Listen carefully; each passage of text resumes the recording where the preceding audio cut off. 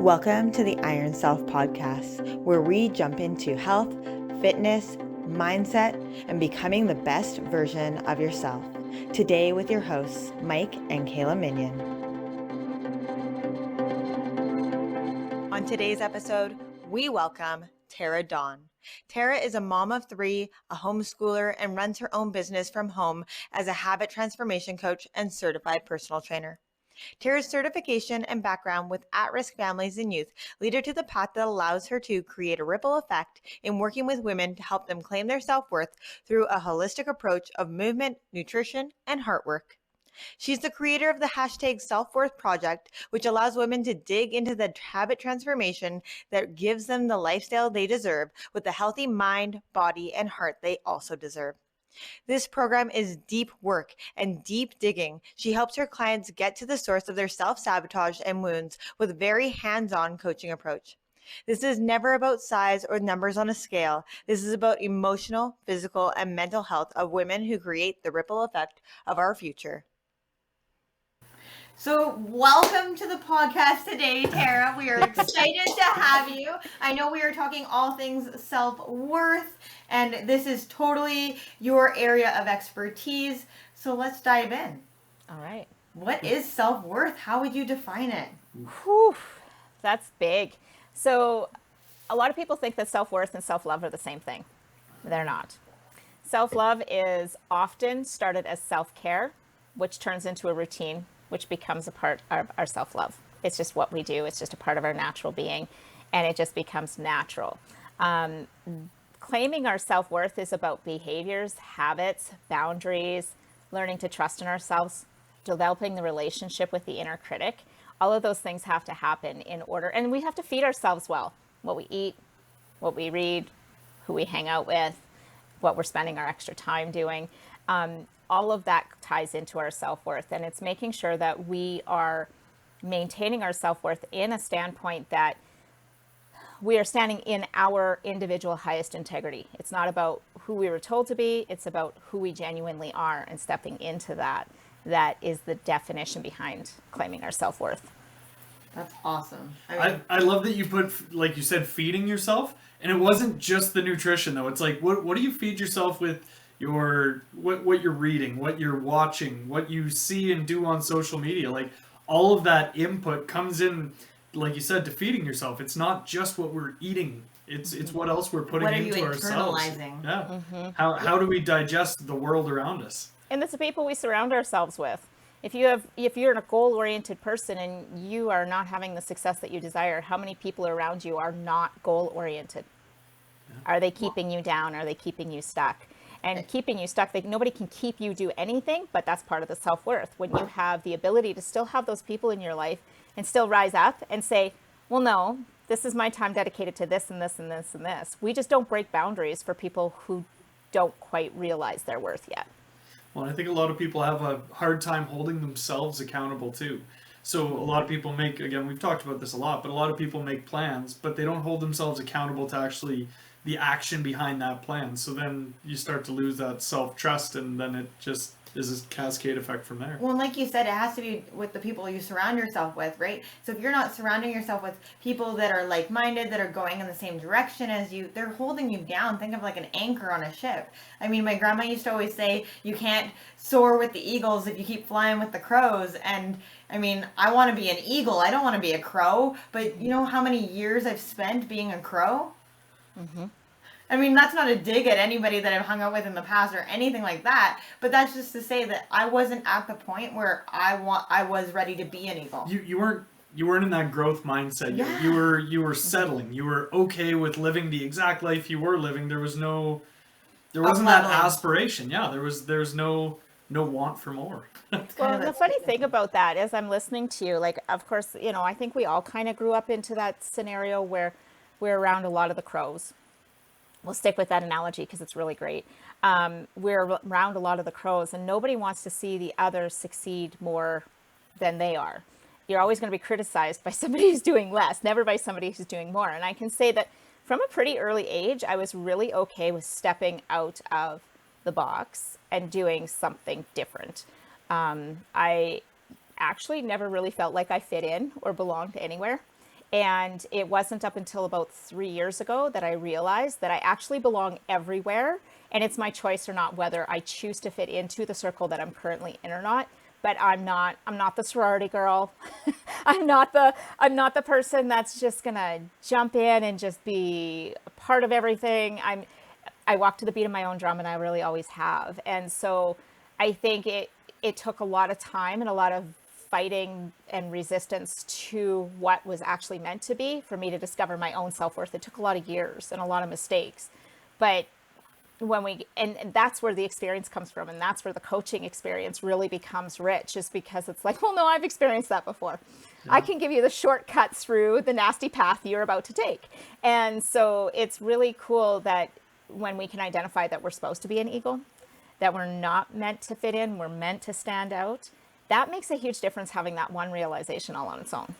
Yeah, 100%. I know for myself, like, I feel like you're my soul sister, because I'm like, I never fit in anywhere. Like, it didn't matter. Like, in high school, I wasn't a cool kid. I wasn't an uncool kid. I didn't really even fit in the middle. I kind of floated around.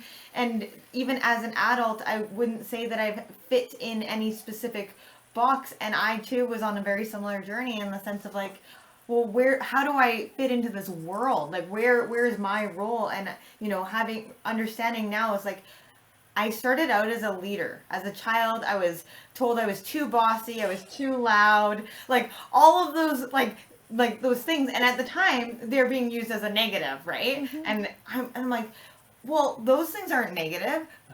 That is literally my shining light. If I'm not bossy or loud, how the hell am I supposed to take you somewhere and coach you? Yeah.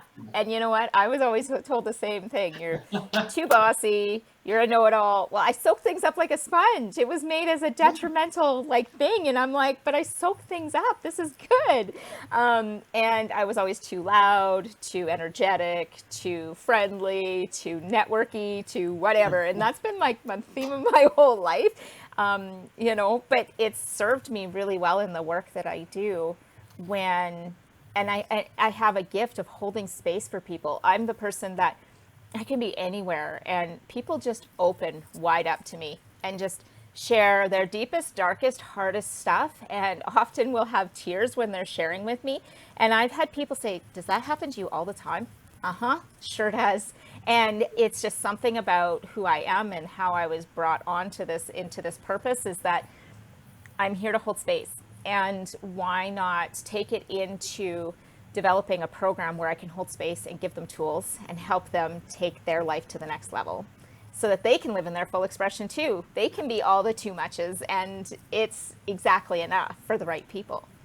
I think that's awesome, because what both of you are saying there to me is that you guys have finally hit the point in your lives where you've been honest with yourself. I think for a long time you kind of suppress what you're meant to be. It's like almost like, because the world told you shouldn't be a certain way, and you bought into that belief. Like for Kayla and for yourself, it sounds like, until you took that as a power thing, until you realized that, no, these traits are actually strengths if I use them properly. And then becoming honest with yourself and then using that it's a beautiful thing, and it's empowering. It's taking that power back from those words. I'm not bossy, I'm not a know-it-all. I absorb information well, and I can regurgitate it to help you. Like this is what I was meant to do. So being able to utilize that and then run with it and improve so many people's lives it's powerful. So I think some of it has to do with being in your 40s too, because your give-a-dang is completely busted all to hell. So you were talking about holding space for others and allowing them to divulge information. Do you feel that is an important thing to do? Like, is it important for somebody to get things off their chest to be able to step into their self-worth? Or do you feel that maybe there's other ways to kind of navigate through it? Not everybody needs to share their traumas. A lot of people don't want to open that up, and that's okay. They want to be seen, and they want to feel heard. Two of the things that I'm going to first of all say, that most of us don't know what that feels like unless we happen to have a partner that gives us that. Second thing is, that's probably the best gift that we can give our children right now, is to make sure that they're seen and heard, because that's part of the brokenness that seems to be as a perpetual epidemic in our emotional standpoint and mental health. People are not feeling seen or heard. And I have a specific demographic that I work with that abuse, addictions, and most of them use food to silence themselves. So, and it's to avoid them being seen. So if they're quiet, what do? They eat. And so it's not necessarily for them to share all of their stuff, for them to claim their self-worth. There's a lot of steps to the process. My program is 6 months. It's 6 months intensive, and there's over 40 modules of work, and it's coaching one-on-one every second week and group calls weekly. Like, it's a fairly intensive program, but it's so that these women have the time that they deserve to give themselves into pouring into their process. And there's really no wrong way to do it. The only wrong way to do it is to not show up. So, I don't think it's necessary. Some traumas don't need to be shared. I can say that I know backstories on a lot of my clients because I've known them from like a personal standpoint. And some of their stories, there's no way that they could be sharing them in a group format, because that the risk is that when we share our traumas, we are taking the risk of traumatizing somebody else. 100%. So I know we deal a lot in the trauma realm and the trauma wheelhouse as well. And one of the things we often say is, only 30% of your memory is correct. So that means 70% of the time we're trying to regurgitate stories and remember a full loop of a story that may not be 100% correct. And somatically, our body might remember that trauma a little differently than our mind does. And so experiencing it and going through, like, we really preach movement therapy and those kinds of things to help you move that trauma or that experience out of your body and stepping into your new version of power. And I know that's a huge thing to claiming your self-worth, is stepping into that new power for yourself. So what would you say are the top things that people need to do to start to step into that power, to step into that self-worth, and that element? Where's the start, right? Where, for somebody that's never taken the time for themselves, right? Because a lot of people see taking this time as a selfish act, and they don't want to be seen as selfish. But it's like, you don't look after yourself first, you can't look after anybody else. That's so right. where do we start? So one of the things that I do talk about with even as basic level as my personal training clients is that when you recognize something that is unhealthy, you need to replace it or completely change it. When you start to shift the behavior and replace the behavior with something positive, you're changing neural pathways and you're changing your paradigms. So a lot of people don't realize that it takes a long time to make that happen. So, I'm not sure about you guys with your practice, but I'm a massive fan of like 3-month signups because you can't get a progress like that in a month. They tend to self-sabotage and then they tend to go back into old habits. And, by the time 3 months comes around, we started to dig into the self-sabotage. We've started to dig into and asking them to change and not even acknowledge why the self-sabotage or what the self-sabotage is, but what is the trigger and how do we respond to it differently? And so it's choosing a different response for everything that we feel is negative to our growth. That sounds so like simplistic. That's really hard work.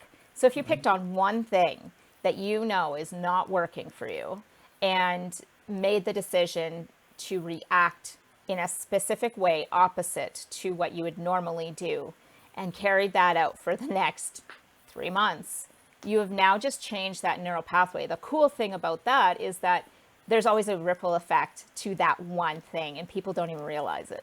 So quite often we will do old version, new version. I think you guys are familiar with that exercise. Yes. That's my favorite tool because every 3 months we review it and they're like, where did I even come from? Who is this person? When they review that old version and then they develop the new version, they get to see their growth that they had written down on paper. And so, it's starting somewhere. You got to start somewhere. Taking action is so critical, like you're saying. And the one word that I picked out that you said, and it's kind of a word I'm obsessed with right now, is choice. It is your choice. You get to choose the one thing that we're going to change or look at differently. And every action that you have comes back to a choice that you make. right? And sometimes Absolutely. those choices are subconscious, right? We subconsciously grab for that Halloween candy, we eat it, and now I've realized I just ate a piece of Halloween candy. Just one? Right? We haven't had any yet. I'm going crazy. I don't have any in my house. Oh. I'm a Halloween Grinch, so. Yeah, right. But this is what I'm saying is like it's like that oh, that was unconscious. Okay, well now that I noticed that was unconscious, it is now a conscious thing. Now I use my reticular activating system in my brain to bring that into my conscious awareness, and I'm going to notice all the Halloween candy around me. I'm also going to notice every time I think about a Halloween candy, right? And now I can make a different choice. But it's bringing that into your awareness, and I think awareness is a huge key to this stepping into self-worth. How about you? Well, exactly. And so I can give some things that I would give my clients if that was them. If they're like, well, I'm all over the Halloween candy. Okay, so what can we replace that with? You're having a sweet craving. So are you tired? Are you actually thirsty? And they're like, but I want chocolate. Well, then get some dark chocolate and it fits into your plan. It's an antioxidant. It helps with your digestion. It helps with this and this and this and this. And I give them, they're like, really? This is awesome. I'm like, I know, I'm telling you, you can eat chocolate. Isn't that amazing? You know, it's as simple as teaching them tools that they're now just swapping out that behavior. No, you can have the chocolate, but what are you going to follow that up with? Not 5 more. You can have a chocolate, and then what are you moving on to? Maybe grab a protein, maybe grab, you know, because I don't know about your clients, but mine are like 40% of their actual protein intake when they start with me. And so it's like, okay, so how can we, you know, I give them all the tips, I give them all the tools. So like Greek yogurt with chocolate protein powder in it is amazeballs. And people don't even realize it. It's like a hidden gem. I like the salted caramel with a teaspoon of cocoa powder in there. It's like chocolate caramel cheesecake. Oh, Just so you know. You might have to text that to me because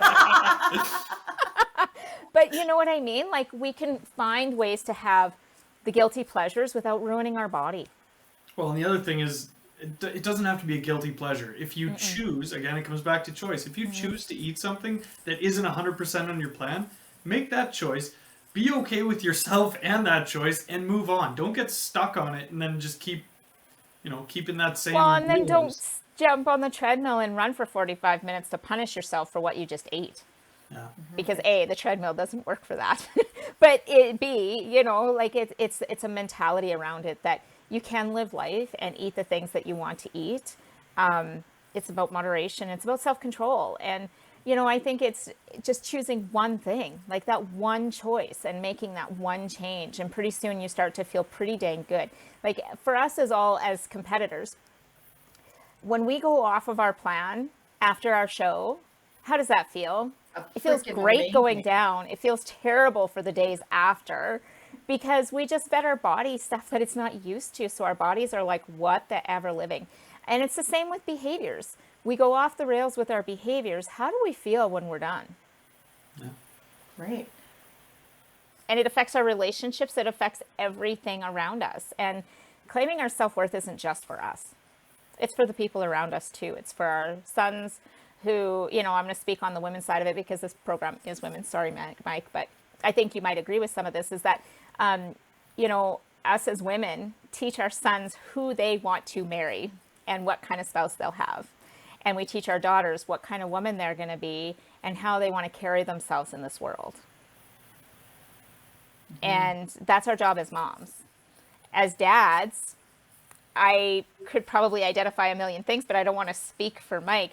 The point is that when a man holds his self-worth, he doesn't feel the need to call down a woman. Their sons are going to learn that. He doesn't feel the need to, you know, go drinking with his buddies all the time because he values his body. He values who he is. And an intoxicated state isn't part of that. Like just some of the social struggles that men have and some of the things that are the ripple effect of my generation in particular. So I'm calling this stuff out from like the mid 40s. But it's like, you know, when we see what our sons are doing, that's because that's what they're shown. And we have an opportunity to show our kids something different and end a cycle of. Well, I think a lot of it is just showing up as a parent and being mindful with your actions around your kids and being mindful of what you do every day because your kids pay attention to these things. Like my my middle daughter now, she wants to become a runner because, every time we're out for a walk, we'll go for a run too, and she loves it. So she's like, Dad, can you make me the fastest runner? I'm like, yeah, we can do that. Yep. Yeah, our But kids are paying attention. I have a daughter that just started lifting heavy, and she's 19. She'll be 19 this week. And I have a son that works really hard to stay in shape. It's partially his battle with his mental health. And but like healthy living in our family is necessary. And even my little guy, he is sad when my squat bar isn't on the squat rack because he can't do chin-ups. He wants to do chin-ups. So, and he's 7. So it's like they're paying attention, and if we can change that one thing, it's all around our self-worth and what we're going to create as a ripple effect beyond that. So when I listen to you talk, it very much sounds like living in the gray, and I always preach living in the gray, right? Black and white thinking. I'm either all this or I'm all that, or I'm not in it all, and I think that that's really what you're speaking to here, is being a little bit more in that gray zone. Is like, you don't need to be all the way on one spectrum where you're out, partying and drinking every weekend, but you also don't need to necessarily be on the other spectrum where it's like you are sitting at home doing nothing on the weekend. It's like, where can you find that gray? But you also need to figure out, does this fit with my goals? Does this fit with my values? Does this honor the person that I want to be?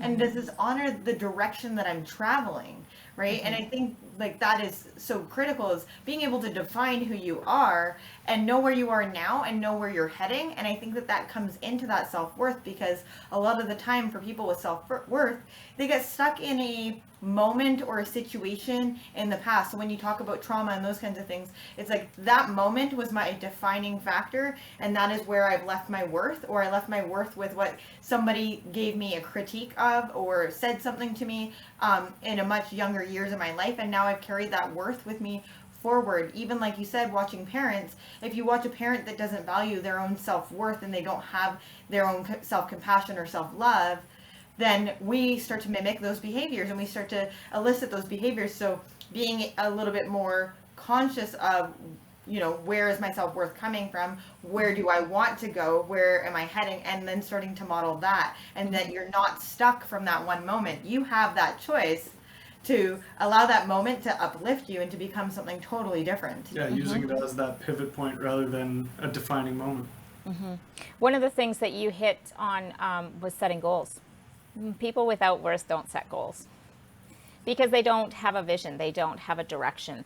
I would challenge you to find somebody who is a successful business person, successful in any area of their life, and not have self-worth. They have self-worth. They set goals. They set a plan. They stick to their plan. They have discipline.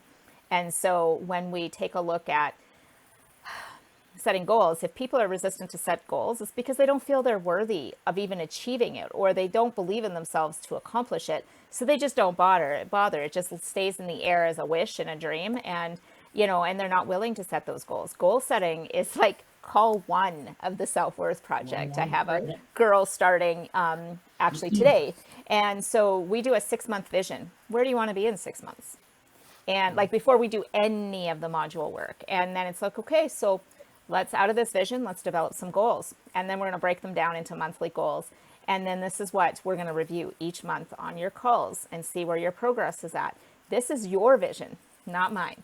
So if you are not progressing, then we may have to adjust your goals, because maybe your vision really isn't aligned with what you truly, truly want, or what you are able to commit to in this point of the growth game. That might be your year vision, your 2-year vision.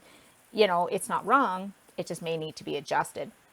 Cool. And so setting goals and holding them accountable to those goals is a massive piece. If you're ready to make a change in your life, step into the best version of you, check out our Iron Self Transformation Program.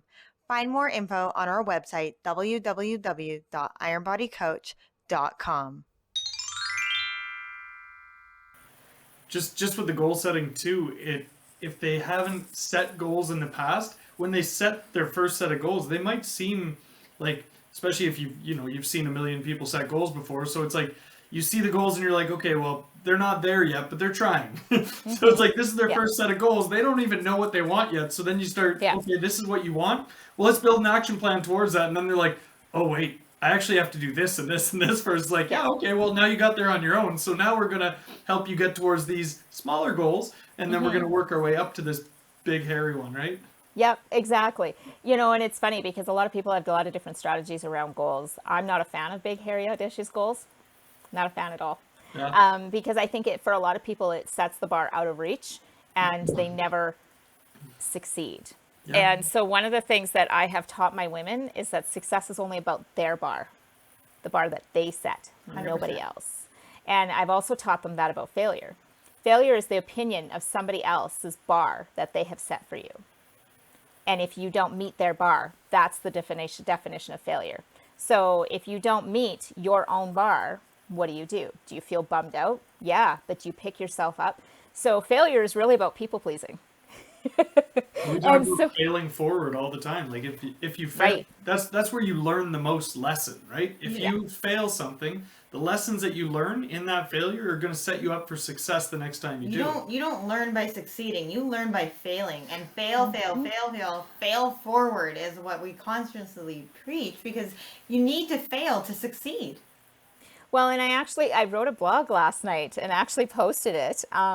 And it was talking about how many people walk beside you when you think that you're all alone. We have this epidemic of ultra independence right now that I have actually changed to traumatically independent, because somebody along the line has taught you to not, that you can't rely on them, that you can't trust them, that they're not going to do it the way you've asked them to, whatever. And all these ideas of perfectionism and all this other stuff comes out of it.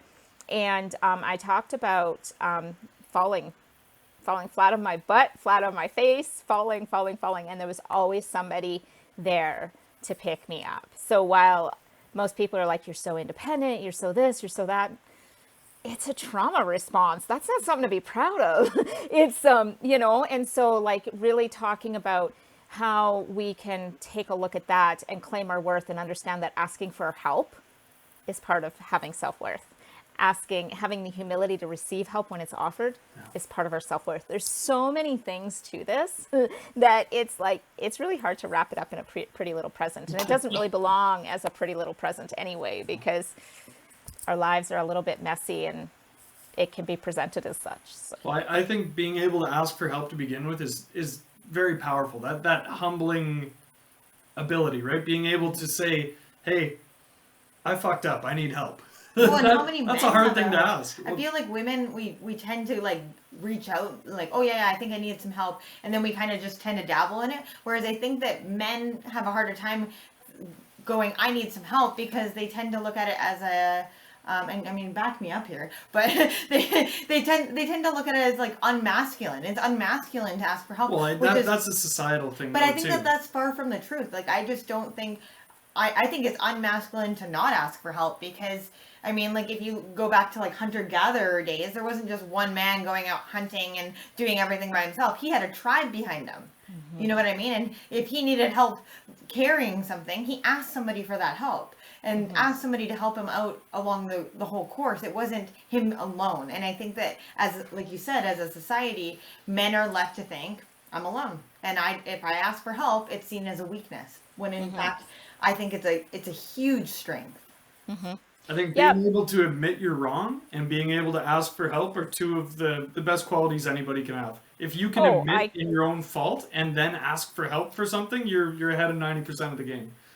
Oh, I completely agree. And so, the I'm right game, that's like of exponential proportions right now with everything going on. Everybody makes a post about this theory or that theory or this theory or, whatever. And they're right, because they did the research.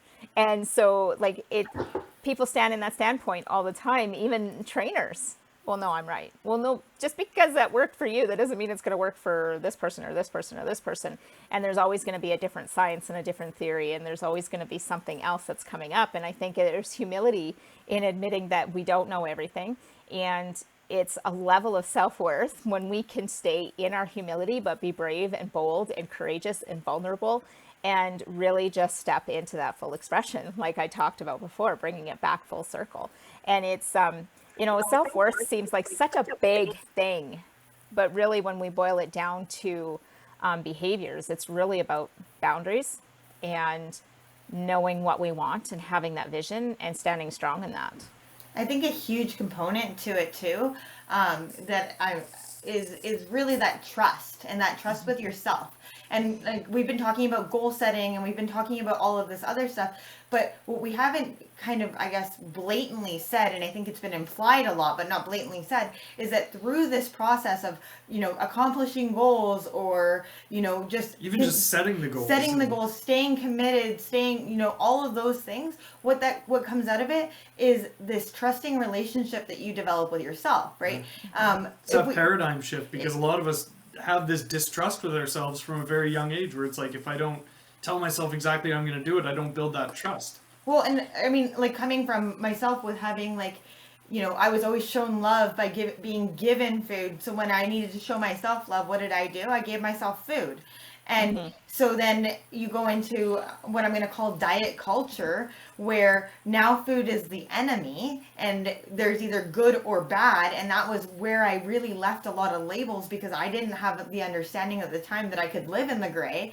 And so I was like, okay, well, I ate this. This is not a good food. Now I'm going to go ahead and be mad at myself. Now what have I done to that trusting relationship? I've berated it, right? You want to create a trusting relationship with a kid. You're not just going to berate them for every little thing that they do. It's a learning opportunity. It's a strength. You build that resiliency. You come out the other side.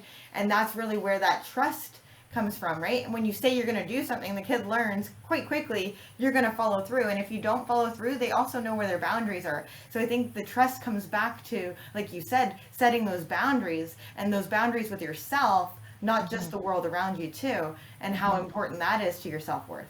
Absolutely. And I can actually say, I'm glad that you brought that up, because I can actually say that most of the women that I work with, they don't even trust themselves to set a goal and feel confident in that. They don't trust themselves that this is going to work. And that's, I think, what happens for us in our industry, is that they have lost so much trust in themselves because they've tried so many things and they have failed, which means they quit. They have tried so many things and it didn't work, but they didn't even trust themselves to trust the process and do the work. And they were taught probably at an early age, either somebody did it for them, that they weren't capable of doing it for themselves. There's a lot of things that are being taught through parenting that people just don't trust themselves. They've made enough mistakes that they just don't trust themselves to make a decision anymore. And that's where we often hear, well, let me check with my husband. That's usually out of a lack of self-trust. They don't really need to check with their husband. And I'm like, yeah, absolutely. I love that you have the respect for your relationship in that nature.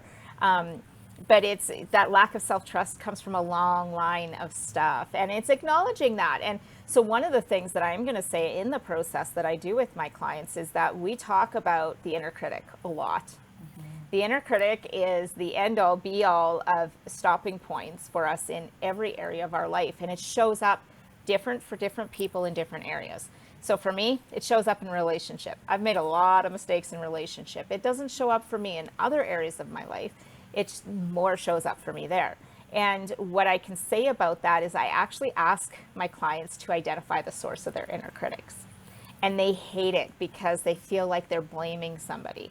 Calling out the source of your inner critic actually helps you develop the relationship with the inner critic, because now you're going to say, right, I heard this message from this person, this instance, this is where it was implanted. So now the work is, okay, so what's the truth about you? Mm-hmm. And so we do a lot of that work. And when they start to have that conversation with their inner critic, it becomes natural, and it becomes, you hear the inner critic say, you can't do that. It's like, I understand you're trying to keep me safe, but the reality is that I can and I will. And when you succeed, inherently comes the self-trust, and it just takes baby steps, lots and lots of baby steps. So I'm really glad that you brought that point up, because really all of this comes down to trust. No. Totally. And I mean, when you're talking about the inner critic, it's like what you resist persists, right? And so if you resist that inner critic and you're constantly in this battle with them, then it's going to always persist, and it's going to get louder and louder and louder. And we talk about it in regards to the Cherokee wisdom tale with like, which wolf do you feed, right? And so if you're going to feed that negative wolf, well, of course you're going to see negative everywhere. You're also going to get more negative feedback from that critic. Whereas if you start to feed that wolf that is that empowering and uplifting, like happiness, kind of joy wolf, then you're going to see more happiness, joy, and you're going to be more empowered to set forth on those goals. And so it's just like that inner critic, like you said, is there for your survival. It's there to keep you stuck in the current pattern that you're at.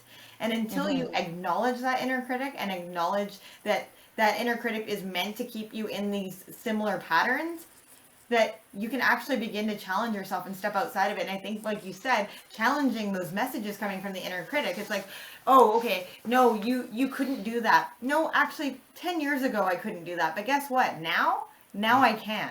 Because now I have the tools, the resources, the knowledge, the expertise, whatever that is. Well, when we're first starting to listen to that inner critic, I think it comes back to something we talk about again a lot, is that mindfulness without judgment, right? So your inner critic is there to keep you alive 100%, but every little thing that they're saying is just a pattern that you've repeated over and over. So it's just, it knows you're not going to die, so it's trying to keep you safe.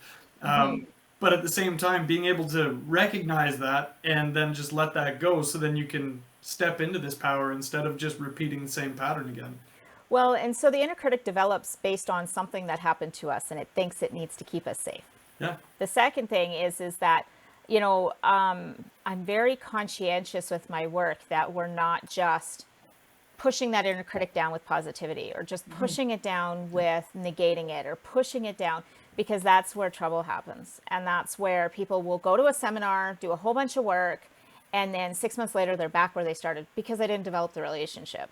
So like, I actually have an activity where I have them write down as many critter messages as they can hear, and carry a notebook with them so that when critter messages pop up, and then we talk about what emotion is this evoking.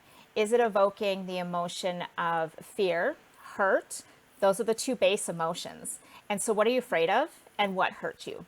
And so we actually dig into the what and the why and the how. Okay, so now you get to have an opinion about this. So your inner critic is saying X, Y, Z.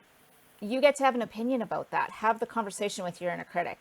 I actually have my clients name their inner critic when they start, and it's usually a super unpleasant name. And then by the end of the process, they actually have developed the relationship where they can actually give it some affectionate name that they are like, no, I know she's trying to keep me safe, or he's trying to keep me safe. We identify gender on it, like the whole bit, because that is all relatable to where it started from. So when I say we do inner critic work, like we go deep with this, because when they start to dig into this, they realize that they have been given their power to their inner critic for a really long time, and now they're taking their power back by developing that opinion in that relationship. And often that translates to the sources of those inner critics. So moms, dads, siblings, co-workers, if they have one that resembles something that happened in their childhood, these things keep showing up for us. So we really, really dig into this. And yeah, it's which wolf you feed more, and it's how you feed it. You can't just feed it lollipops. It's going to have a complete sugar crash. And that's like the positivity talk that I was talking about earlier. If you feed it healthy food, that's going to give it the healing, and the healing foods. It's going to heal it. It's going to take time, but it's going to heal it. So when you look at it from a trauma perspective, often like when we talk about inner critic work, we also look at it as, where in your body are you feeling it? Where do you feel that emotion, that sensation? You know, because it might be like, you might be feeling it more up near your heart. And like for me, I do a lot of yoga. So it's like, okay, is that your heart chakra? Like, are you feeling that deep in that heart chakra? Well, we know heart chakra is related to love of yourself, love of the world around you. Are you feeling that more in your solar plexus? Is that in your personal power? Are you feeling that more in your lower abdomen? Is that related to pleasure and in your life? Are you feeling this like deeper into like your deep pelvic area? And maybe this is related to you just basic survival needs, right? And you know, where in your body are you feeling this? Where are you sensing it? What does it feel like? And what does it feel like in your body? I know for a lot of the time for myself, when I feel that inner critic come in, it's like right in my solar plexus, and it makes me nauseous. And that is the only feeling I can attribute to it, is like that powerlessness and that nausea. And that is completely related to how your vagus nerve relates to it, right? I mean, we go into stress response, like all of those things are related to that inner critic. And it really comes back to, if we start to tackle these things, we can step back into that self-power, that self-worth, and really claim the life that we want and the life we desire. It's so funny that you bring that up, because I've started digging into emotion code work and how pain translates into the emotional pain translates into physical pain. And so usually about 4 to 6 weeks into the process, I have women that are now all of a sudden feeling lower back pain, hip pain, and knee pain. Lower back pain is about burdens. Hip pain is about a lack of control or an over control. And knee pain is usually around the ego. Nice. So when we start digging into like the ties between emotional pain and physical pain and start like, it's just, our stuff aligns so much. It's like, it's awesome. I love it.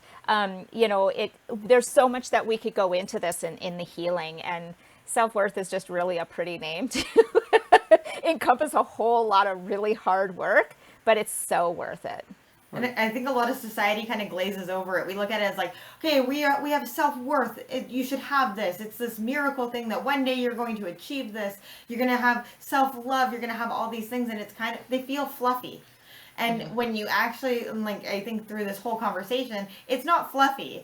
This is like deep dive work. This is the gritty work. This is gritty. This is the empowering stuff that's going to change your freaking life. The other thing about it, though, is that even after you, I'm going to say like you achieve, but it is a lifelong process, because life is ever changing.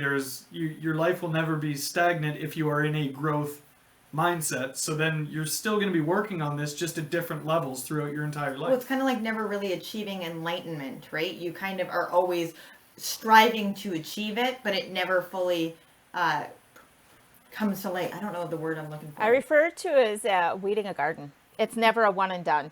Yeah. There's always going to be new experiences. There's always going to be new things that come up. There's always going to be new shifts in life, new stages in life. So I'm in a weird stage. I have a 23-year-old and an almost 19-year-old, and then I have a 7-year-old. So I'm like, I don't know how many milliseconds potentially away from being a grandma, which, no, thank you. Not right now. I'm not ready for that. And they're not ready for that either. But like, I'm also homeschooling grade 1. So the messages, the inner critic messages that come with parenting, all of that. And then, when I think about mid-40s, we as women most women tend to really despise the aging process. I actually really love it, because we get smarter and we don't tolerate the garbage that we used to. But comes on a whole new set of emotions. Our bodies start to change. Our hormones are changing. So that offers a whole new set of growth all on its own. And Mike, I would love for you to offer what that means for guys too, and how those stages affect you guys. For myself, I'll speak for myself. Maturity comes with age, and again, wisdom and knowledge come with age. When I was young, I thought I knew everything. I was the most confident I'd ever been about absolutely everything. I'm going to go with the term overconfident. And then as I've aged, and especially since I've had children, it's been a very humbling experience. It shows me how little I did know and how much work I had to do on myself and my ability to hold space in this world. So that for me has been a lot of work, and I think it goes for a lot of guys too. As we get older, we get to see everything we didn't know growing up. And so as long as you're mindful of that, you have that opportunity for growth. Now, I'm not saying every guy's mindful of that. There's a lot. Neither is every woman. Well, and this is it. It's the people who are willing to put in the work, the ones who want more out of this experience that is our lives, right? And I think that at the end of the day is the big takeaway is, if you want more than where you're at right now, there's ways to achieve that. There's ways to work towards it. But it takes effort, it takes time, and it takes grit. It takes grit. It takes a lot of that hard, gritty work, like taking an honest deep dive on yourself. And a lot of people have a hard time doing that because they know their demons. They know what's on the inside. They don't want to be accountable. And they would rather ignore it. It's like, accountability is not something that people find pleasant. Yeah. It's like now they get to chew on the words that they've just spit out, and if they have to be accountable, that's That's just as scary as vulnerability. 100%. Yep. Yeah, 100%. It's so cool to be able to see this from all angles and just know that, you know, the work that we're doing isn't because we love it because we've been through it. And we love it because we want other people to experience the easier path than what we got going through it. And that's really what coaching is. Totally. And that's not to say you don't have bad days, especially as a coach. Like, we all have our, what I'm going to say, limiting patterns where, like you said, that inner critic is always there. Those messaging are always there. And so we will have those days of self-doubt. We will have those days where, you know, we go back to previous patterning and all of those kinds of things. So I think that is so critical to know, is that it is a forever journey. We are always on this journey. It's just adapting and evolving and noticing, bringing that awareness, like you said, bringing that awareness back in and going, oh yeah, this is a pattern I used to create, right? What was the other thing that I've been working on? Oh, that's what it is. And oh yeah, I worked with this with Terra, and now I've got this all kind of figured out. I just got to get back onto this wheelhouse of where my self-worth was at. Well, and I think resiliency is a beautiful word that sums that up, because it's being able to adapt to these situations. So not every day is going to be the same. You're going to have good, you're going to have bad days, but how you respond on an internal level first, and then how you're going to respond on the outside as a result of what's going on the inside, is that hard work. That is those learning experiences where it's like, okay, this is how I used to react, and it was pure emotion. I just reacted. This is how it's going to happen. And now you're able to take a minute and, you know, something crazy happens, and you're like, okay, I know these tools. This is something that I've learned, and I know how to be a little more resilient now. I know how I would have responded, and I know how I want to respond, and I'm going to find somewhere in the middle, because it might not be the exact response you want, because there is that emotion tied to it, but at least you're taking an objective look at it and saying, I'm not going to be the raw emotion. I'm going to take a good look at that and respond with the best of the tools I've been given. Well, and I don't know if you noticed, but you changed your wording from reaction to responding. That's the difference of growth right there, is we stop reacting and we start responding. And something that I heard years ago that I really, really loved is that we may not be responsible for what happened to us, but we are responsible. Yeah. That's out of that how the we 7 Habits. Conduct ourselves coming out of it. That's out of that 7 Habits book. It's a great book. Is it? I haven't read it. 7 Habits. I don't even know where I read or heard that. 7 Habits of Highly Effective People. I think I have it. I think I have it somewhere. I have like a number of books that I haven't touched yet. Yeah, we're the same. We get all these books and we're like, whoo, more nerd stuff. And then we're like, yeah, we got to get through all the other stuff first. Yeah, we almost need like a full weekend vacation a month. Just reading. Right? Just to read a book. Yeah. Right? I'm right there with you. So, Sarah, how can people contact you, learn more about you and your services, your self-worth project, if they are interested? So I have a website, terradawn.co, and it has all of my services on there, including my blog, everything to do with me. And then you can catch me on social media. I'm on Facebook and Instagram under Terra Dawn. And if all else fails, hit me up at email. You can get me at coachterradon@gmail.com. So that's all of the avenues, all of the platforms, short of giving out my personal phone number. That's awesome. We'll put it all in the show notes for everybody too. Yeah, awesome. Well, thank you guys so much for this. This was delightful. Thank you so much for coming on. We really, really, truly appreciate it. We appreciate your time and you sharing all your knowledge and expertise. And we love the journey that you're on, because it coincides so well with the journey we're on. So as always, it's been a pleasure speaking with you. Yeah, you guys too. Thank you.